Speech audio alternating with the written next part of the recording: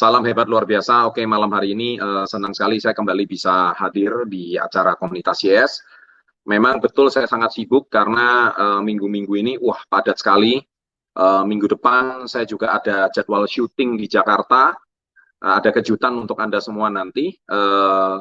Ada sudah menumpuk tamu podcast begitu banyak.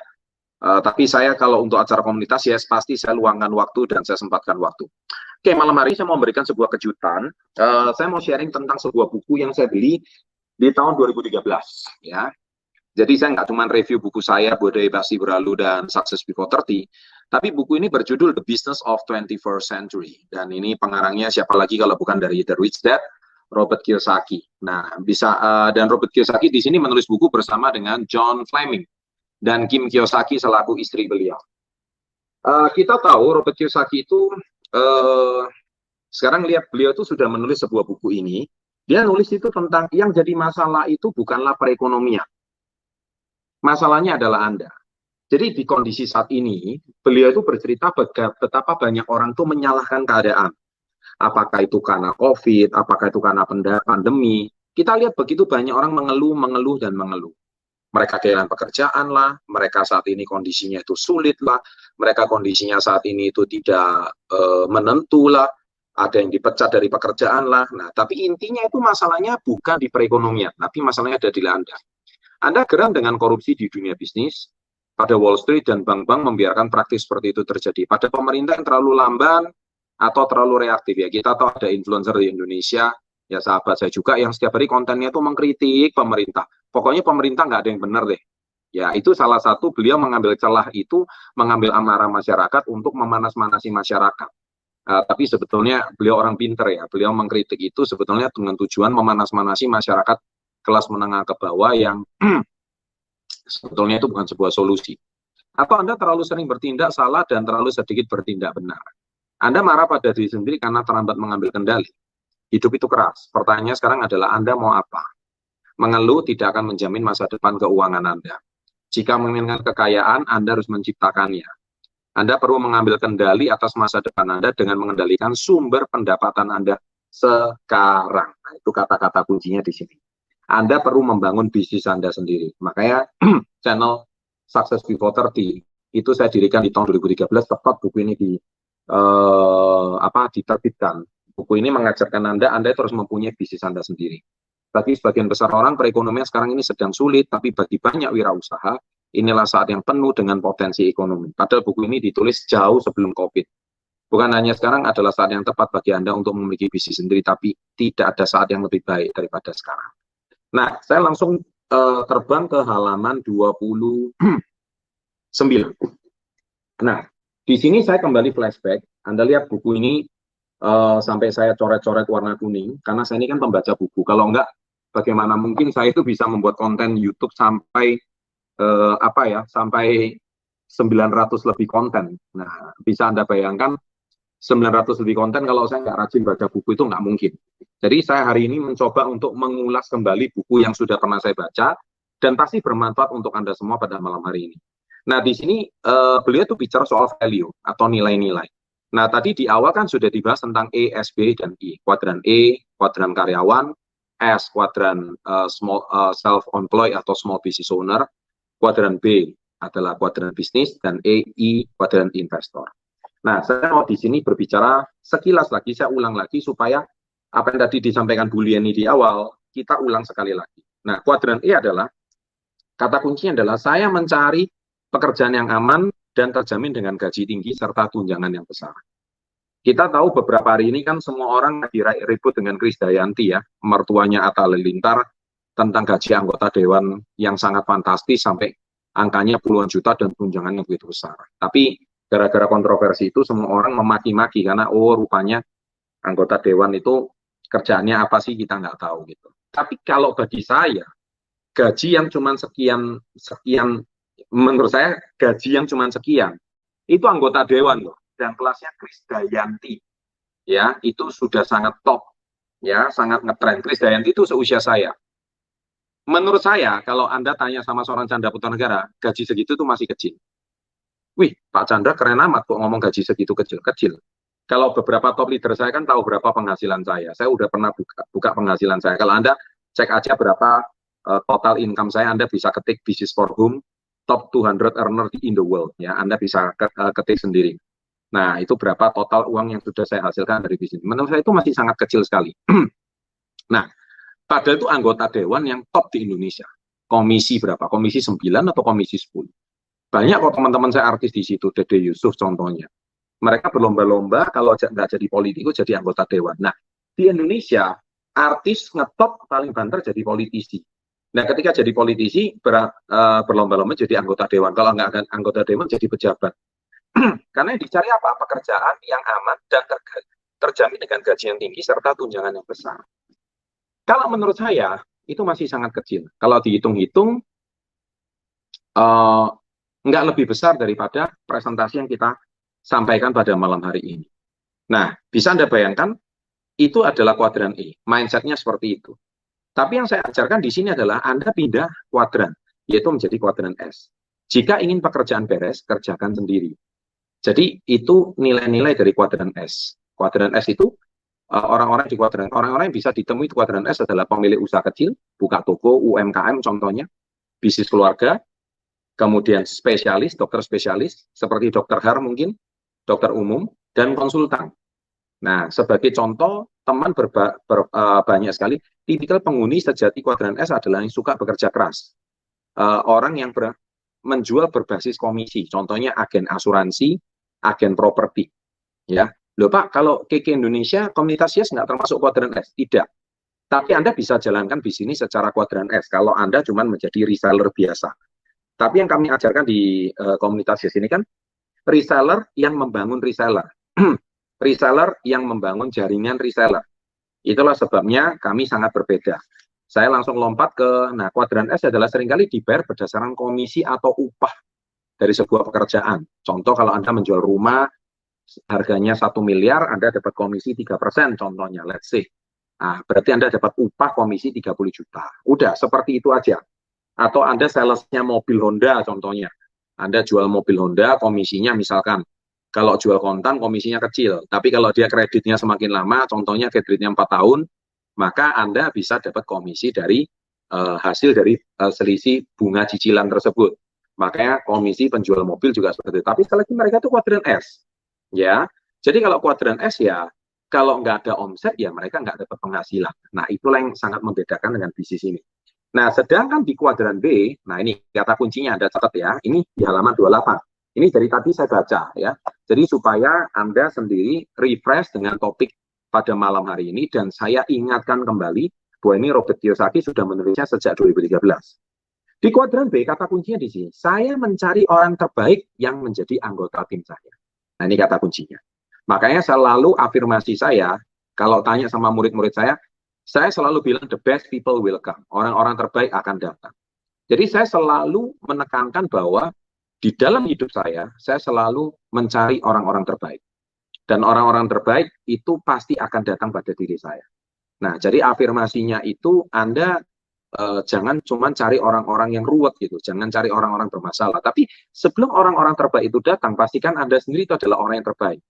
Kalau Anda mau mendapatkan tim yang terbaik, pastikan Anda menjadi anggota tim yang lebih baik. Nah, untuk orang-orang di kuadran B, nilai intinya adalah membangun kekayaan. Jadi kata kuncinya adalah, kalau tadi Anda lihat di awal, dua konsep menghasilkan uang. Yang satu, bekerja untuk menghasilkan uang. Yang kedua, bekerja itu untuk membangun aset. Nah, di sini adalah membangun aset kekayaan. Mereka yang mulai dari nol membangun bisnis besar di kuadran B seringkali adalah orang dengan tujuan hidup yang kuat, yang menghargai tim yang hebat dan kerjasama tim yang efisien, serta ingin melayani dan bekerja dengan sebanyak mungkin orang. Kemarin kan hari Minggu saya barusan diundang di acara ID Cloud, itu bersama 3 orang konglomerat di Indonesia. Pertama Bapak Tahir, Datuk Sri Tahir, pemilik Maya Pada Group. Kedua adalah Bapak Hermanto Tanoko, pemilik Tankorps dan Avian, dan mempunyai 75 lini usaha. Dan yang ketiga adalah pemilik Garuda Food, kacang Garuda, yaitu Bapak Sudamek. 3 orang konglomerat, mereka berbicara satu panggung. Kebetulan saya satu panggung sama mereka. Anda tahu ciri khas persamaan bisnis kita dengan mereka itu apa? Mereka itu konglomerat ya. Satu, karena mereka juga sama. Mereka mencari orang yang terbaik untuk menjadi anggota tim mereka. Jadi kata kuncinya adalah mereka tuh selalu selain menghasilkan omset, customer base, tapi mereka juga menemukan kategori A orang-orang yang akan membangun bisnis secara besar. Dan sementara orang di kuadran S ingin menjadi yang terbaik di bidangnya, orang di kuadran G ingin membangun tim yang terdiri atas orang-orang terbaik di bidang mereka. Nah, itu bedanya. Jadi bedanya mindset di kuadran S adalah Anda nggak cuma sendiri, tapi Anda memilih orang-orang terbaik yang bekerja bersama dengan Anda, bukan bekerja sama Anda, bekerja bersama dengan Anda. Jadi bekerja bersama, bukan bekerja untuk Anda. Itu yang bedanya di sini. Nah, Henry Ford dikelilingi oleh orang-orang yang jauh lebih pandai daripada dirinya. Ford itu kan pendiri Ford Company ya. Revolusi industri 2.0 itu kan bermula dari seorang Henry Ford. Kemudian, sementara pengusaha di kuadran S seringkali adalah orang yang paling pandai atau berbakat di bidangnya. Pengusaha di kuadran B tidak selalu begitu. Contoh nih, kalau Anda di kuadran S, Anda dokter spesialis hebat. Memang Anda paling terkenal, paling ramai di kota Anda. Spesialis bedah otak contohnya, atau spesialis kandungan contohnya. Rame, orang itu bisa antri sampai berjam-jam setiap malam hanya untuk mendapatkan nomor antrian untuk diperiksa sama kalian. Tapi sekali lagi yang skillful cuma Anda. Nah, sedangkan orang di kuadran B itu berbedanya adalah Anda tidak harus pandai sendiri, tapi Anda mampu menggerakkan orang lain untuk bekerja bersama dengan Anda. Karena saya percaya setiap orang punya kelebihan masing-masing. Jadi kalau Anda mindsetnya bisa menemukan the best people, orang-orang terbaik, itu maka jaringan reseller ini akan terus tumbuh dan berkembang. Sebagai pemilik bisnis di kuadran B, Anda akan sering berurusan dengan orang-orang yang jauh lebih pandai, berpengalaman dan cakap daripada Anda. Ayah kaya saya tidak mempunyai pendidikan formal, tapi saya melihatnya berhadapan dengan bankir, pengacara, akuntan, penasehat, investasi, pakar lainnya mempunyai gelar lebih tinggi darinya. Dalam mengumpulkan uang untuk membangun bisnis, dia sering berurusan dengan orang yang jauh lebih kaya dibandingkan dirinya. Nah, sebetulnya secara nggak langsung kan saya sudah melakukan strategi ayah kaya. Anda lihat jaringan pertemanan saya ini dari politikus, ketua MPR, ketua partai, artis papan atas. Anda lihat saya ini termasuk membangun bisnis jaringan itu sebetulnya bagaimana saya menerapkan skill yang diajarkan oleh komunitas Yes untuk saya bernetworking ya dengan mereka. Nah, saya tidak perlu hari ini pandai seperti mereka, saya tidak perlu cerdas seperti mereka, tapi yang penting saya tahu bagaimana membangun hubungan yang terbaik dengan mereka sehingga mereka betul-betul merasa nyaman untuk bekerja bersama dengan saya. Nah, itulah kuncinya untuk Anda hari ini ingin membangun sebuah jaringan reseller yang solid dan kuat seperti itu. Karena kembali kata kuncinya, saya mencari orang terbaik untuk menjadi anggota tim saya. Itu kata kuncinya. Jadi Anda catat itu baik-baik kata-kata saya mencari orang terbaik untuk menjadi anggota tim saya. Saya mencari orang terbaik untuk menjadi anggota tim saya. Nah, itulah yang afirmasi yang harus Anda ucapkan sehari-hari. Nah, untuk urusan menerima bayaran, orang-orang di kuadran B bisa meninggalkan bisnis mereka, tapi mereka tetap menerima bayaran. Anda lihat seperti leader-leader Anda, mentor-mentor Anda, para Royal Crown Star Director Anda, mereka hari ini mungkin cuma work from home, mereka bisa berolahraga, mereka bisa tetap jogging, mereka bisa tetap ngevlog, mereka bisa tetap santai, mereka tetap bisa sebagai orang tua, mereka bisa menemani anaknya sekolah online, tapi tetap mereka setiap tanggal 15 income-nya tetap masuk dari KK Indonesia. Itulah yang orang-orang yang ada di kuadran B. Dan Anda tidak mungkin itu terjadi kalau Anda tidak mempunyai jaringan yang kuat di dalam jaringan organisasi Anda. Dan itu tidak mungkin terjadi kalau Anda tidak mempunyai orang-orang terbaik di dalam anggota tim Anda. Nah, di kebanyakan kasus, jika seseorang di kuadran S berhenti bekerja, penghasilan mereka pun berhenti. Oleh karena itu, pertanyaan yang wajib Anda ajukan pada diri sendiri adalah, jika saya berhenti bekerja hari ini, berapa penghasilan akan terus mengalir? Kalau jawabannya tidak, Anda harus pikirkan. Berarti Anda selama ini menukar waktu Anda dengan uang terus-menerus. Jadi kalau Anda tidak bekerja, Anda tidak terima penghasilan, terus bagaimana sumber pendapatan Anda? Dan kita lihat di Indonesia banyak sekali itu terjadi. Kita lihat seperti supir Grab, kasihan sekali. Mereka bekerja keras, tapi sekali kena PPKM, langsung penghasilan mereka menurun. Ya, nggak ada. Orang di kuadran B atau I biasa bisa berhenti bekerja selama bertahun-tahun dan uang masih tetap mengalir masuk. Saya kalau mau cerita seperti itu, saya mau sharing sedikit ya. Pada waktu saya usia 26 tahun, sebetulnya nyaris saya sudah pensiun. Usia 26 tahun itu kapan? 19 tahun yang lalu. 19 tahun yang lalu, saya itu sebenarnya sudah semi-retired. Saya sudah pensiun dari bisnis ini. Dan saya benar-benar pensiun itu usia waktu saya tahun 2010 ya, 2010 itu waktu saya usia sudah memasuki usia 34 tahun. itu betul-betul saya pikirkan itu bukan lagi memikirkan bagaimana saya membangun jaringan dari saya. Tapi yang saya pikirkan bagaimana membangun jaringan dari jaringan reseller saya. Nah, itu yang saya selalu pikirkan. Bagaimana memperbesar jaringan dari jaringan reseller saya. Bagaimana memperbesar jaringan daripada orang-orang terbaik saya. Bagaimana membuat orang-orang terbaik saya jaringannya semakin besar dan semakin tak terbatas. Jadi saya sudah nggak pernah memikirkan diri saya sendiri. Itulah sebab saya bebas.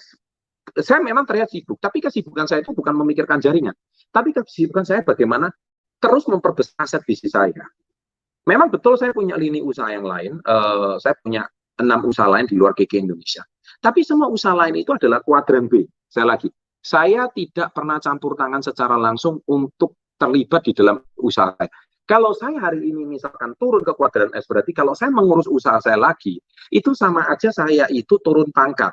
Ya, jadi di sini diajarkan untuk kembali ke kuadran B, tapi saya malah kembali ke kuadran S. Sebagai contoh, mungkin saya bisa menjadi motivator. Banyak sekali saya tawaran menjadi motivator. Kemarin aja ada 2 teman kontak saya, suruh saya bicara di universitas saya, tapi saya bilang, kasih aja deh teman-teman saya yang masih motivator, kasihan mereka masih kuadran S. Dalam hati saya nggak ngomong kayak gitu. Nggak enak kan, teman-teman saya masih, mereka harus mengandalkan pekerjaan motivasi, training untuk mendapatkan penghasilan. Sedangkan saya kan tidak.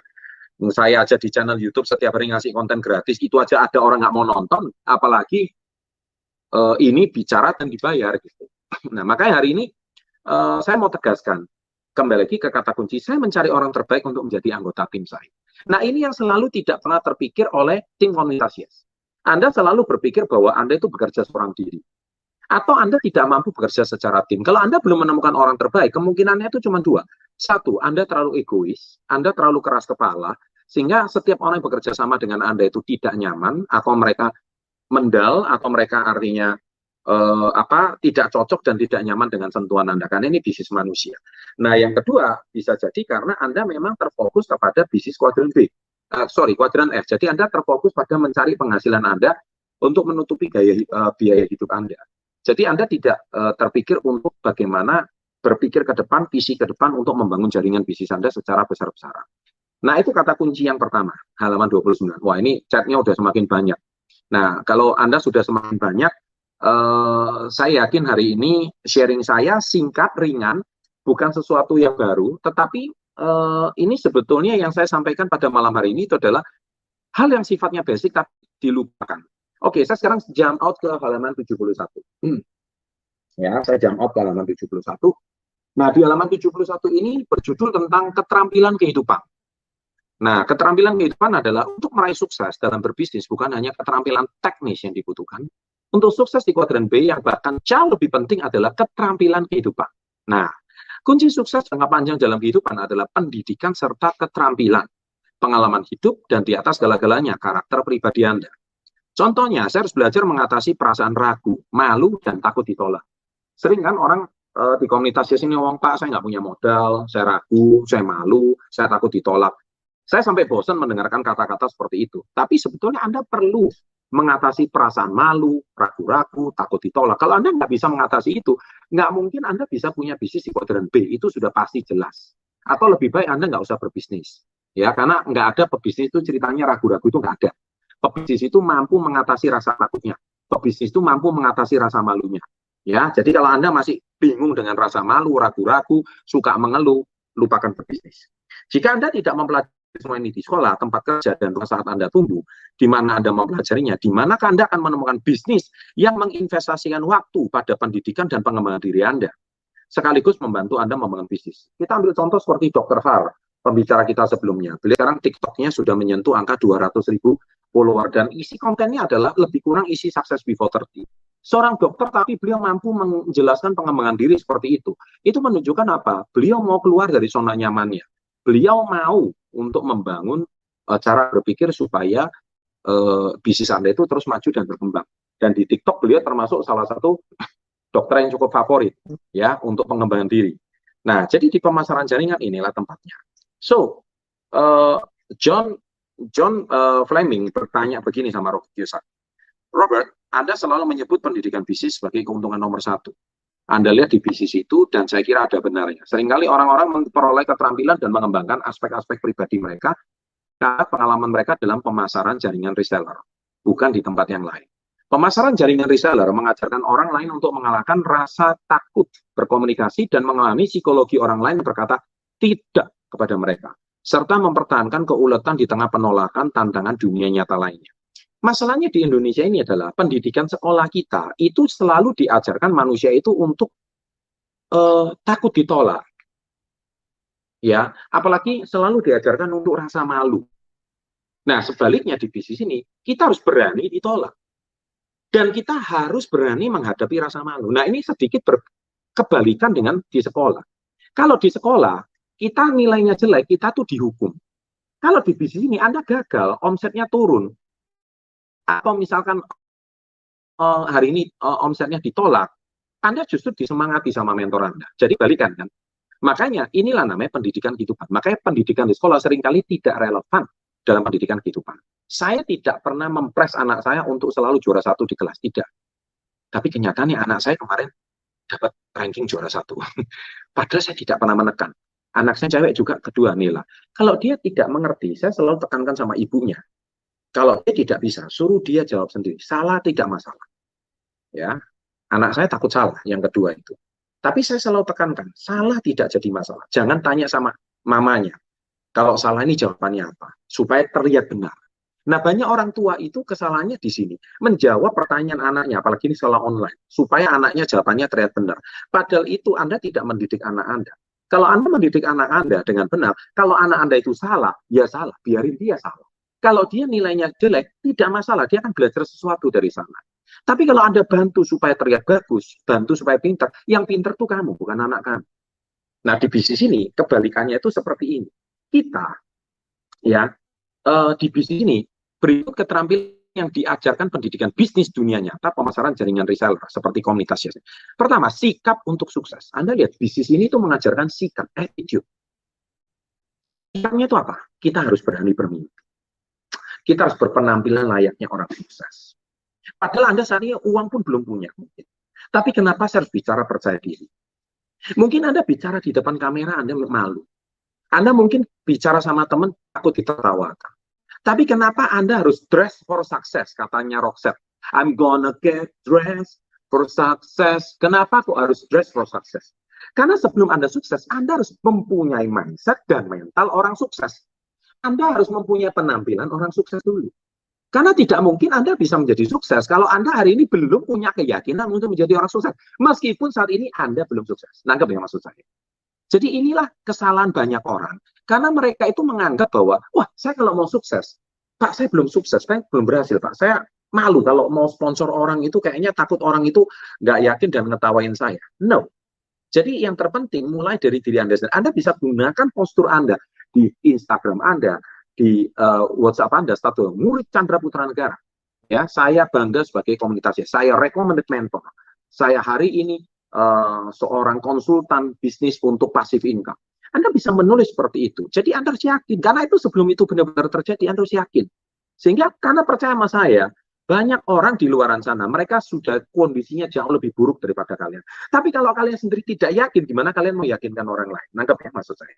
Nah, yang kedua itu penampilan sukses. Yang ketiga, mengatasi ketakutan, keraguan pribadi, atau kurangnya rasa percaya diri. Nah, pertanyaan saya, di manakah, di sekolah manakah, di SMA manakah, di SMP manakah yang mengajarkan konsisten masalah ini? Nggak ada, kecuali komunitas. Kecuali sekolah bisnis yang selalu mengajarkan kita. Bahkan nanti di bulan November kita ada karakter building-nya. Anda harus ikut itu, tanggal 17 kalau saya nggak salah. Di situ akan mengatasi banyak sekali persepsi-persepsi yang salah, citra-citra diri yang salah, bagaimana supaya kita mengatasi rasa ragu-ragu tersebut. Yang keempat, mengatasi ketakutan untuk ditolak. Di bisnis ini, kita selalu diajarkan berani untuk ditolak. Kelima, keterampilan berkomunikasi. Nah, Anda perhatikan. Robert Kiyosaki juga mengajarkan bahwa skill bisnis ini mengajarkan keterampilan berkomunikasi. Anda tahu nggak, apa rahasia sukses orang pembicara yang hebat? Apa rahasia sukses pebisnis yang hebat? Salah satunya mereka mampu mengkomunikasikan ide mereka, baik kepada karyawan, kepada tim bisnisnya, kepada orang lain, kepada partner bisnisnya, kepada khalayak ramai, kepada publik, kepada masyarakat, kepada rakyat, iya kan? Seorang artis yang hebat. Artis yang hebat itu kan mampu berkomunikasi yang baik, mampu melakukan acting yang baik untuk memikat hati pemirsanya. Seorang pembicara yang terbaik, dia mampu menampilkan gagasan-gagasan istimewa sehingga bisa menarik perhatian audiensnya. Sama. Kalau Anda hari ini sebagai seorang reseller, Anda tidak bisa memikat hati pelanggan Anda. Bagaimana Anda hari ini mau menjual sebuah produk yang sebetulnya produk ini sangat baik. Tapi karena Anda tidak bisa mempresentasikannya komunikasi dengan baik, maka produk ini yang sangat baik terkesan murah di mata Anda. Ingat, produk KK itu bukan murah, apalagi murahan. Ya, saya nggak setuju kalau produk KK itu dikatakan mahal. Produk KK itu bukan mahal, harganya tinggi. Karena di pasaran itu ada produk yang harganya tinggi, ada yang harganya rendah. Tapi KK tidak mau menjual kualitas rendah. Karena kalau kita menjual kualitas rendah, orang pakai produk kita, suplemen kita, nggak ada hasilnya gimana? Konsumsi super green food, sakit mah tetap. Buat apa? Orang misalkan pakai pembelum napas tambah keputihan. Sudah keputihan, kemerahan, jauhan gula. Wah, kacau jadinya. Justru napas malah menyembuhkan keputihan, kemudian kista, tumor itu banyak sekali yang sembuh. Tadi saya juga dapat testimoni banyak di grup tentang banyak orang sembuh dari COVID cuma gara-gara SGF dan vitamin C with zinc. Wah, itu satu hal yang luar biasa sekali. Nah, ini bagaimana keterampilan berkomunikasi itu sangat penting sekali. Kemudian keterampilan menjalin hubungan dengan orang lain. Nah, ini sangat penting. How to networking with upper class people. Itu saya sudah ajarkan. Anda lihat semua konten isi Success Before 30 itu adalah jabaran daripada buku Robert Kiyosaki. Kita lihat juga keterampilan mengelola waktu, on time. Bagaimana kita set waktu itu sangat bagus. Kemudian keterampilan akuntabilitas, ya, mengatur keuangan. Wah, itu tipsnya udah banyak banget. Menetapkan sasaran yang praktis, maksudnya goals yang tepat. Keterampilan mengelola keuangan, nah itu sudah saya ajarkan. Keterampilan berinvestasi, itu pun juga sudah saya ajarkan. Nah, semua ini ada di dalam buku ini. Semua sudah komplit di channel Success Before 30. Nah, sekarang pertanyaannya satu, apa kalian sudah menerapkan atau tidak? Kalau kalian sudah menerapkan, saya percaya hari ini kita harus syukur ada di sekolah bisnis di sini. Karena apa? Karena dengan kita adanya sekolah bisnis ini, di komunitas ini, tidak ada komunitas di luaran yang konsisten setiap minggu mengajarkan pengembangan diri seperti ini. Tidak ada satu channel YouTube di luaran yang setiap minggu konsisten upload 3 kali 4 kali selama 4 tahun terakhir, ya, konsisten memberikan informasi finansial, pendidikan pengembangan diri, rasa percaya diri. Nggak ada. Saya berani jamin nggak ada. Nah, buku ini sudah keluar sejak 7-8 tahun yang lalu. Dan buku ini masih sangat laris. Dan saya percaya buku ini sangat relevan dengan channel kita. Baik, sekian dari saya. Kejutan saya malam hari ini bukan sesuatu yang baru, tetapi sesuatu yang dasar, tapi saya ulang lagi supaya Anda refresh dan ingat. Terima kasih.